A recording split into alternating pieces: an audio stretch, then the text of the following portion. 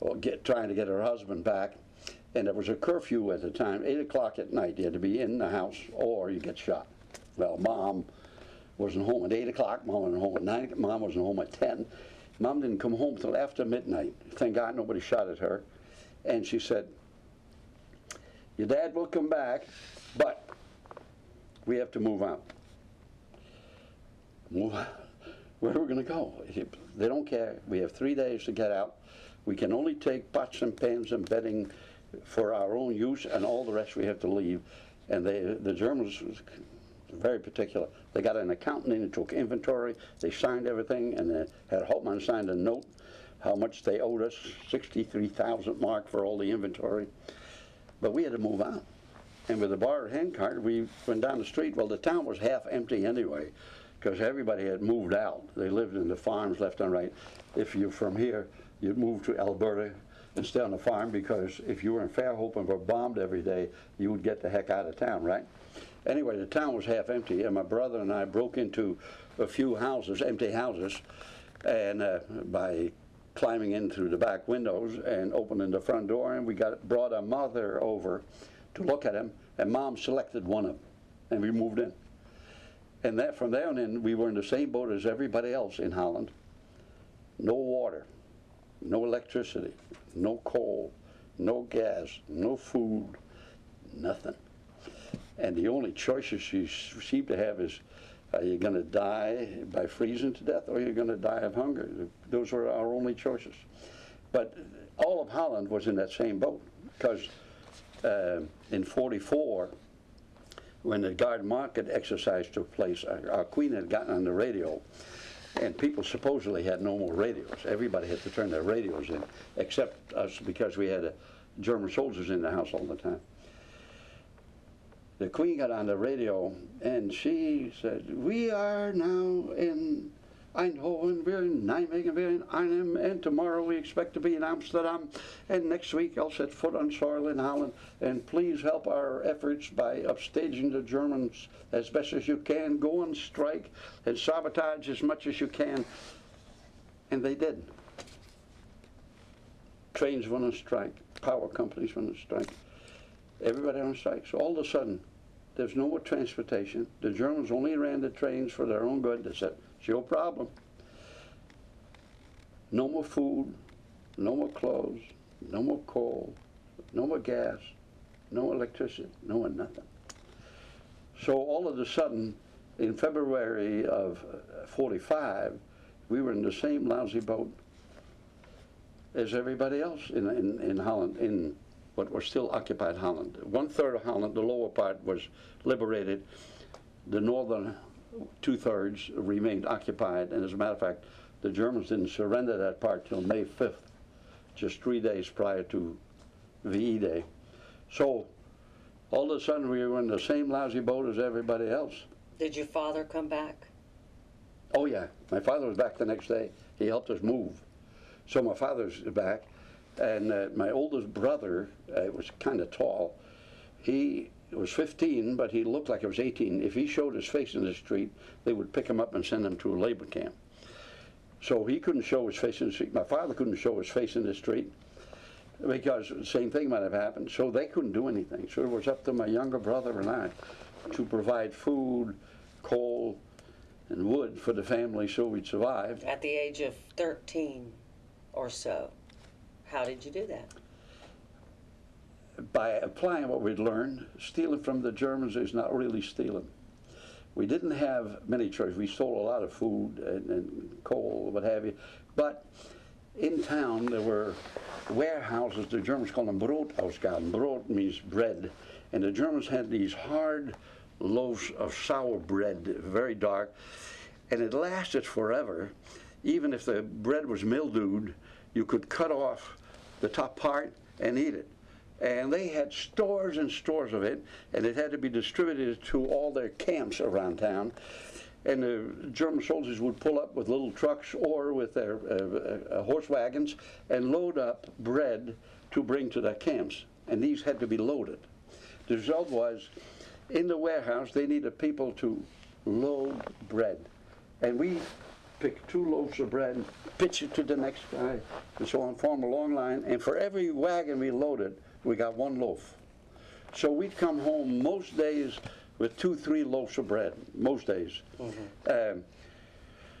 We had an arrangement with a farmer where every day one of us, my sister, my younger brother, or I, my older brother couldn't show his face, we'd get on my mom's bike, and with a gallon can, a metal can, we'd go get milk.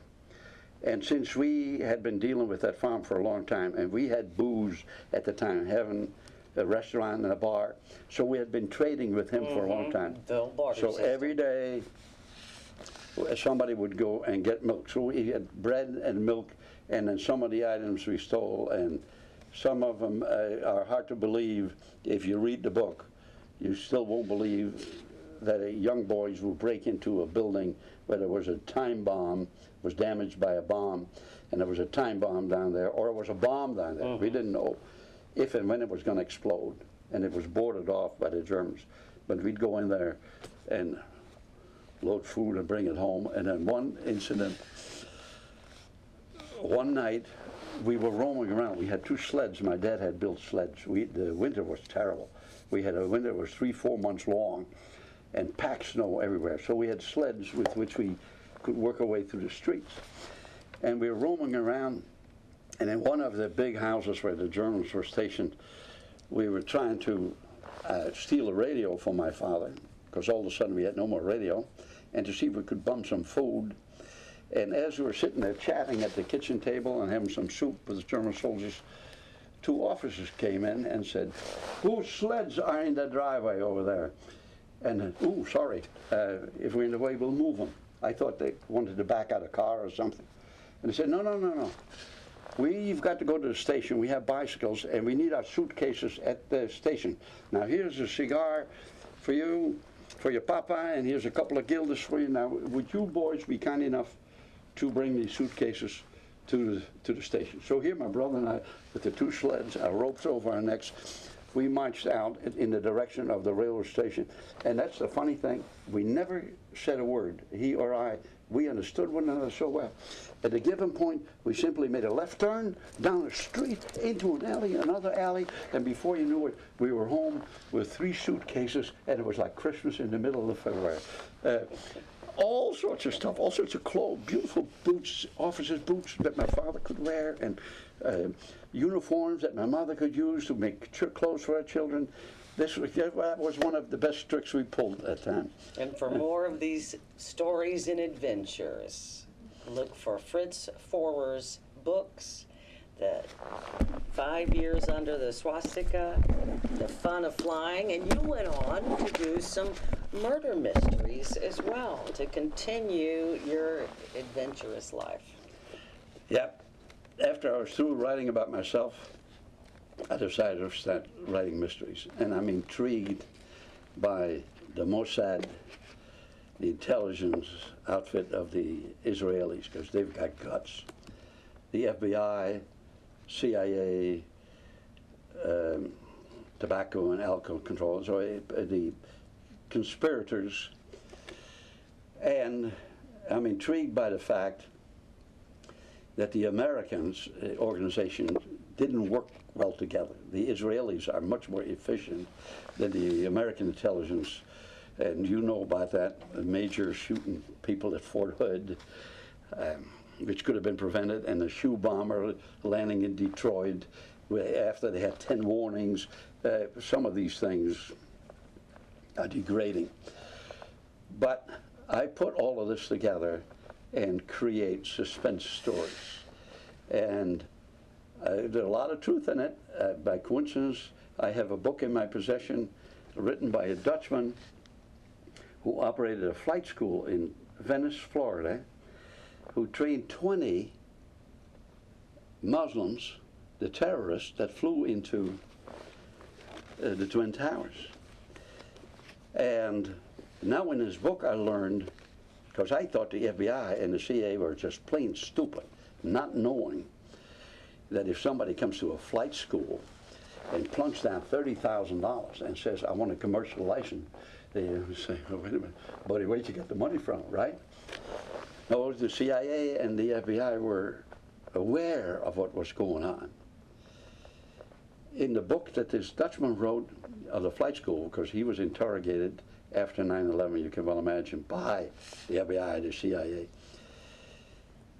they were aware of what they were planning, and that Mohammed Atta, who had been in the Israeli jail until he was released and came to America to organize all of this, that Mohammed Atta found out through their intelligence sources that the CIA was wise to their efforts, and that the CIA was prepared to cut them off before their October attack on the tower, so they moved it up by a month and did it in September. And you actually went on to write another book to address what happens after.